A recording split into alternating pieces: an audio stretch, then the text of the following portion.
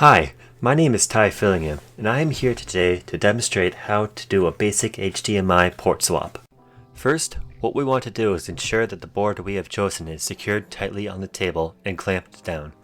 Then, what we want to do is heat up the soldering tools to a minimum of 450 degrees Celsius for the soldering iron and 400 degrees on the air gun. This process can be explained in 3 steps. Number 1. Remove the old port by heating up the metal pads that the broken port is sitting on and prying it off. Number 2. Cleaning the pins around the area where the port used to be. And number 3. Applying the new port in the area that the broken one was. So during my intro, I took the liberty of applying a substance to the pins called flux. Flux is an essential part of soldering. Its primary function is to reduce the oxidation that occurs whenever hot metal comes into contact with the air. Flux chemically reacts with the oxides that occur during the soldering process and creates a nice clean alloy with the solder. So our first big task is removing the actual HDMI port.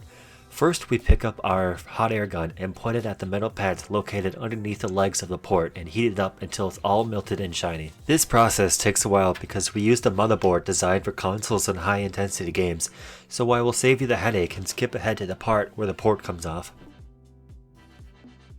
So as you can see right here, the pins soften up and become much more noticeably shiny. That means the port is ready to be pulled off with tweezers. So just wriggle the port both ways until it falls out on its own. Do not take it out with force.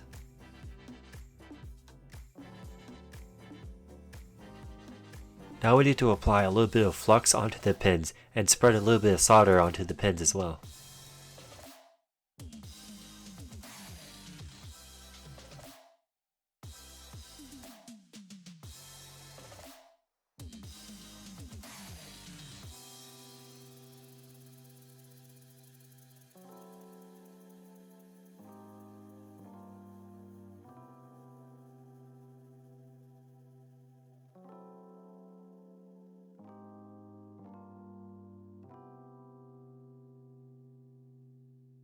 After the pins look shiny from the flux and solder, you are ready to clean the area using Q-tips and alcohol.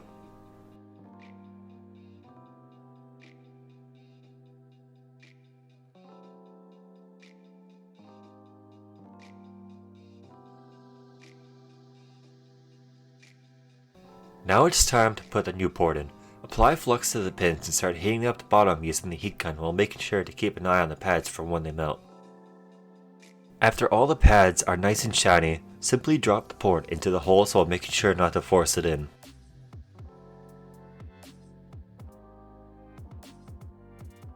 Next, we are going to take a pair of tweezers and the soldering iron and connect all the pins onto the new HDMI port by pressing it with the iron.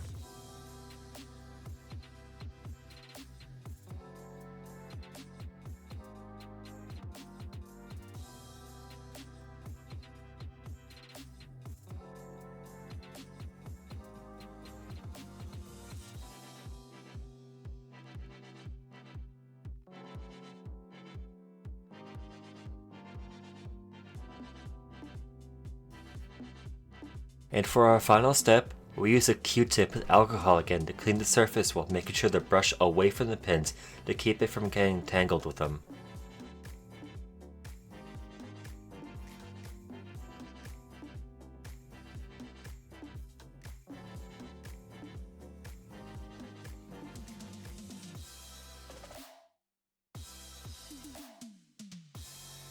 And that's it. Thanks for watching and have fun with your new HDMI port.